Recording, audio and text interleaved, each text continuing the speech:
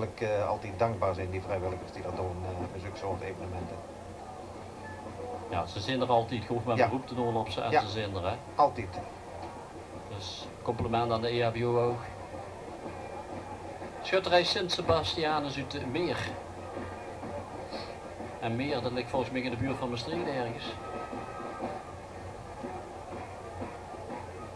Ze presenteren zich in de Ooi-exercitie. Dan moet je me telkens uitleggen wat dat is dan.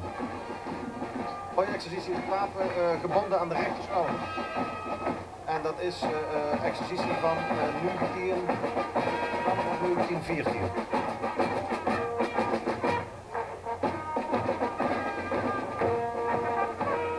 Ze hebben ook een keizerinner gelederen en dat is Pieter. Ja, en Pieter is ook vuurzitter van de Zuidelijke Bond, Pieter Scholten. Pieter Scholten, ja. Ze bestond sinds 1567, dus ook al een heel oude schutterij.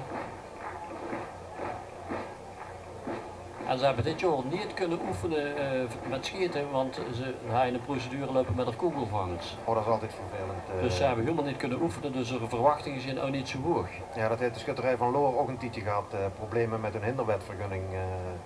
Dat is uiteindelijk goed gekomen. Maar het is wel altijd jammer. Ja. En volgens mij is het toch een heel vooruitgang, ik bedoel voor de mensen om me heen, hè? Want bij ons in de buurt zit er ook iemand met een kogelvanger, dat vind ik best mee, hè. Ja, maar er zijn altijd mensen die ergeren zich overal aan. Ja, zo is dat. Ik hoop altijd, als ik een stek nodig heb om eenmaal te houden, dan zal ik dat stek vingen. Ja.